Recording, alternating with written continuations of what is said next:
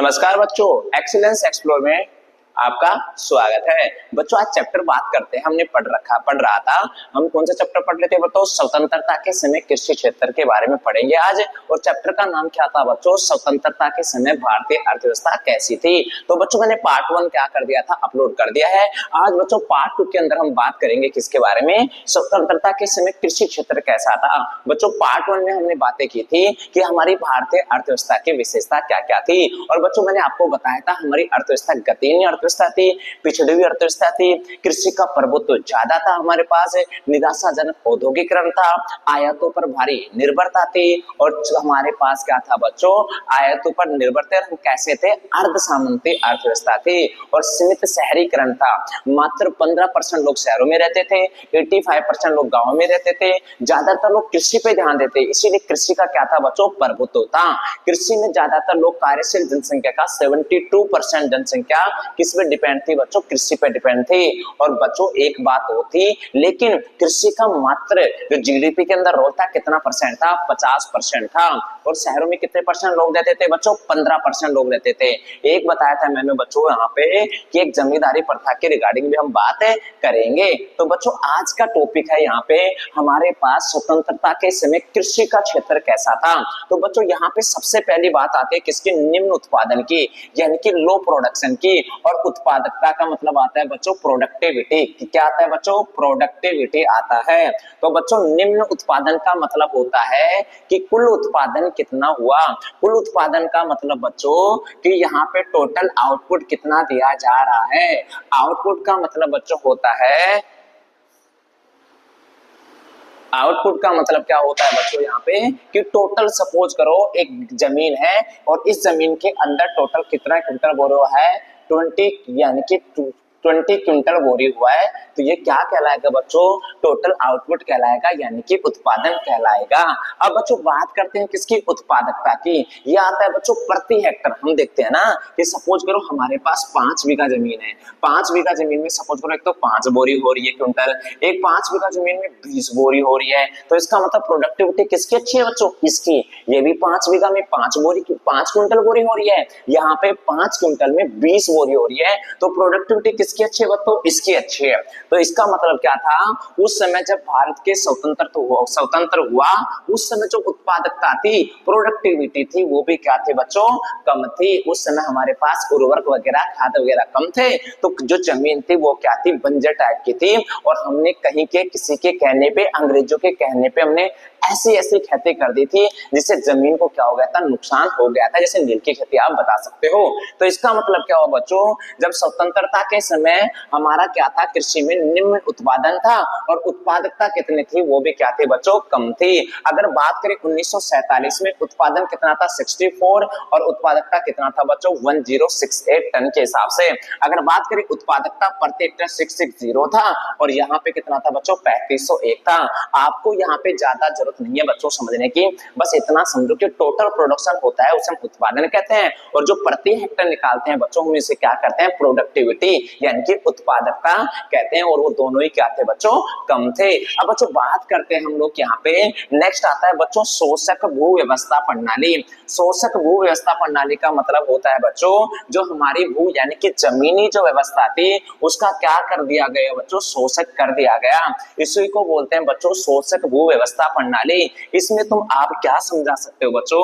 इसके अंदर आप जमींदारी प्रथा बता सकते हो। कौन सी प्रथा बच्चों? जमींदारी प्रथा। कौन सी प्रथा? जमींदारी प्रथा। नहीं, इसके अंदर आप बता सकते हो विभेद मूलक, वो भी बता सकते हो, या जमींदारी प्रथा भी बता सकते हो। जैसे कि बच्चों यहाँ पे सबसे पहले आया है हमारे पास कौन सा? शोषक भू व्यवस्था प्रणाली में क्या बताएंगे बच्चों? हम लोग जमींदारी प्रथा बताएंगे। और जमींदार होता क्या है बच्चों?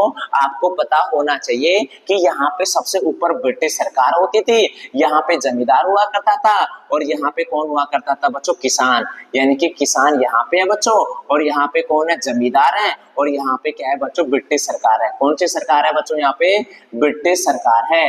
अब बच्चों क्या होता था? जमींदार कौन होते थे बच्चों? जिनके पास खुद की जमीनें होती थी, यानी कि भूमि के स्वामी को क्या कहते थे बच्चों, जमींदार कहते थे।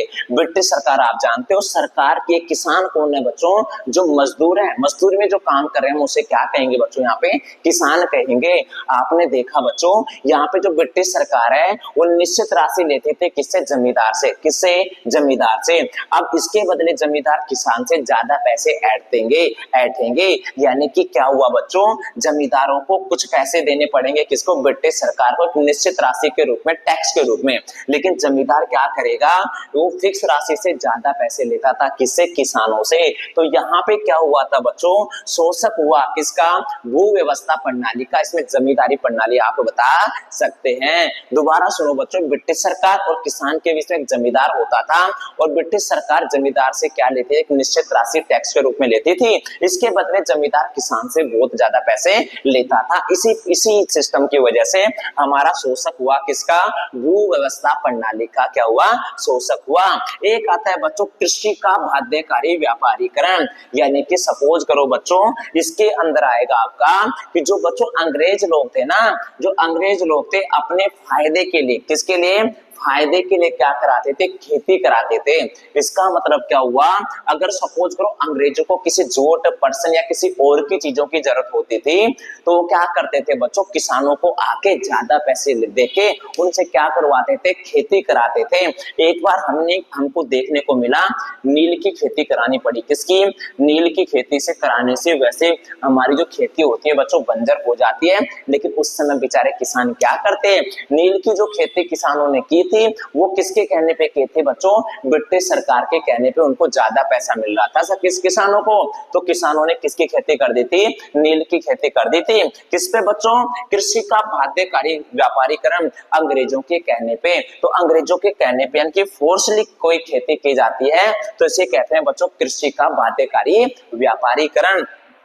एक आता है बच्चों यहाँ पे कृषि आधारित संरचना में निवेश की कमी, यानी कि अंग्रेज जो सरकार थी, यानी कि जो ब्रिटिश सरकार थी बच्चों, जो एग्रीकल्चर इंफ्रास्ट्रक्चर था, यानी कि जो एग्रीकल्चर कृषि आधारित संरचना थी उसमें कोई भी इन्वेस्टमेंट करने में इंटरेस्ट नहीं ले रहा था। तो ये भी बच्चों आपका क्या हुआ, क्लियर हुआ। अब आता है बच्चों भूमि के स्वामी और तथा जोतने वाले किसानों के बीच में क्या थी बच्चों, खाई थी।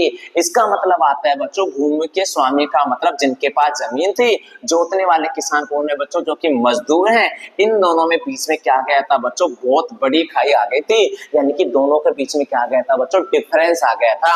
उसके पीछे कारण क्या था बच्चों, हिस्सेदारी, यानी कि पार्टनरशिप में देखा जाए, पार्टनरशिप जो होती है, पार्टनर जो होते हैं उसमें हिस्सेदारी, जो जमीनों में जो उपज होगी उनमें हिस्सेदारी भूमि के स्वामी और जोतने वालों की क्या थी, बराबर थी। लेकिन जो लागत आती थी ना बच्चों वो कौन देता था, जोतने वाले किसान। तो इसका मतलब क्या हुआ, भूमि के स्वामी के पास फ्री के पैसे जाएंगे, जोतने वाले किसानों के पास लिमिटेड पैसे रहेंगे, और भूमि के स्वामी पैसे वाले हो गए और जोतने वाले किसान क्या हो गए, थोड़े गरीब हो गए। इसी को कहते हैं बच्चों भूमि के स्वामी तथा किसानों, जोतने वाले किसानों के बीच में खाई। एक आता है बच्चों छोटी व खंडित जोतें। छोटी का मतलब यहाँ पे छोटी छोटी क्या थी, जमीनें थी, और वहां पे खंडित जोते थी, टूटी हुई जोते थी। सपोज करो थोड़ी सी जमीन यहाँ पे, फिर आगे जमीन है, फिर थोड़ी सी जमीन क्या है आगे, जहां को खेती करनी है। तो इसमें क्या होता था बच्चों, इसमें क्या होता था, लागत क्या आती थी बच्चों, कॉस्ट क्या लगता था, ज्यादा लगता था, और जो उपज होती है, उपजाऊ जो पैदा होगी वो क्या होती थी, कम होती थी। तो छोटे एवं खंडित जोते में क्या होता था बच्चों, कॉस्ट ज्यादा लगती थी और उपज क्या होती थी बच्चों, कम होती थी। अगला पॉइंट आता है बच्चों निर्वाह का दृष्टिकोण, यानी कि निर्वाह का मतलब जो किसान थे वो इतनी खेती करना चाहते थे जिनका कि उनके परिवार की मूलभूत आवश्यकताओं का मूलभूत आवश्यकताएं पूरी हो जाए। ऐसी खेती का दृष्टिकोण था बच्चों किसका, किसानों का। इसे कहते हैं बच्चों निर्वाह का दृष्टिकोण। निर्वाह का दृष्टिकोण, निर्वाह खेती का मतलब होता है कि अपने परिवार की मूलभूत आवश्यकताओं को पूरा करने के लिए जो खेती की जाती थी उसे हम निर्वाह खेती कह सकते हो। यहाँ पे निर्वाह का दृष्टिकोण कैसा था बच्चों, ऐसा ही था, किसान इतनी पैदा करते थे जितना कि अपने परिवार की मूलभूत आवश्यकताओं की पूर्ति कर सके। ज्यादा उनको व्यापार करने से कोई मतलब नहीं था, इसीलिए हमारा क्या था बच्चों, जीडीपी में मात्र 50% है लोग डिपेंड हैं, लेकिन किसके लिए, सिर्फ अपने खाने के लिए, अपनी मूलभूत आवश्यकताओं को पूरा करने के लिए, व्यापार के लिए कोई भी आगे नहीं आ रहा था। तो बच्चों दोबारा पढ़े, स्वतंत्रता के समय हमारा कृषि क्षेत्र कैसा था। बच्चों पहला पॉइंट आता है निम्न उत्पादन एवं उत्पादकता। इसका निम्न उत्पादन का मतलब होता है कि टोटल प्रोडक्शन था वो क्या था बच्चों, कम था, और जो प्रति हेक्टर जो उपजाऊ होता था, प्रति हेक्टर जो गेहूं चावल वगैरह होते थे वो भी क्या थे बच्चों, कम थे। शोषक भू व्यवस्था प्रणाली में हमें क्या बताना है बच्चों, जमींदारी प्रथा बताना है। जमींदारी प्रथा क्या होती है, जमींदारी प्रणाली क्या होती है, ब्रिटिश सरकार होती है, ब्रिटिश सरकार के बीच में जमींदार होता है, नीचे कौन होते हैं, किसान। जमींदार कौन होते हैं, किसान। जमींदार कौन होते हैं, भूस्वामी होते हैं। किसान क्या होते हैं, जो बच्चे मजदूर करते हैं। ब्रिटिश सरकार किससे पैसे लेगी बच्चों, निश्चित राशि लेती थी, किससे, जमींदार से। ब्रिटिश सरकार एक निश्चित पैसे लेती थी, किससे, जमींदार से। और बच्चों जमींदार क्या करते थे, किसानों से ज्यादा पैसे लेते थे, एक्स्ट्रा पैसा लेते थे। इसी को क्या कहेंगे बच्चों, कृषि का शोषक भू व्यवस्था प्रणाली। एक आता है बच्चों कृषि का बाध्यकारी व्यापारीकरण। बाध्य का मतलब फोर्सली क्या कराए जाते थे, किसानों से क्या कराया जाता था, क्या कराया जाएगा बच्चों, फसल कराई जाएगी। जैसे अगर अंग्रेजों को किसी फसल में ज्यादा फायदा होता है तो किसानों के पास आएंगे, किसानों को ज्यादा पैसा देंगे और वो खेती कराएंगे। उदाहरण है बच्चों नील की खेती कराया। कृषि आधारित संरचना में क्या था बच्चों, निवेश की कमी, यानी कि अंग्रेजों का, ब्रिटिश सरकार का एग्रीकल्चर इंफ्रास्ट्रक्चर में इन्वेस्टमेंट में करने में कोई इंटरेस्ट नहीं था। भूमि के स्वामी तथा उसे जोतने वाले किसानों के बीच में क्या थी बच्चों, खाई थी। इसका मतलब आता है बच्चों भूमि के स्वामी थे और जोतने वाले किसान थे, उनके बीच में जो उपजाऊ होगा, उपज होगी, उसमें हिस्सेदारी क्या थी, बराबर थी। लेकिन जो कॉस्ट, लागत जो आएगी बच्चों जोतने वाले किसानों की लगती थी, इनका कोई हिस्सा नहीं था। इसका मतलब दोनों के बीच में धीरे धीरे काफी डिफरेंस आ गया था। एक आता है बच्चों छोटी एवं खंडित जोते। छोटी जोते थे और खंडित टुकड़ों में बटी हुई थी। एक जमीन यहाँ पे हुए खेती करने वाली, कुछ बहुत दूर है, तो उसमें क्या होता था बच्चों, लागत ज्यादा आती थी और उपज क्या होती थी, कम होती थी। एक आता है बच्चों निर्वाह का दृष्टिकोण, यानी कि खेती लोग, किसान लोग इतनी ही करते थे जितना कि परिवार की मूलभूत आवश्यकताओं की पूर्ति हो जाए। उसे हम क्या कहते हैं बच्चों, दृष्टिकोण कैसा था, निर्वाह खेती का था। और बच्चों आपको यह भी पता होगा हमारी कार्यशील जनसंख्या का 72% जो लोग थे वो किस पे डिपेंड थे बच्चों, कृषि पे डिपेंड थे। एक और बड़ी बात है बच्चों, अगर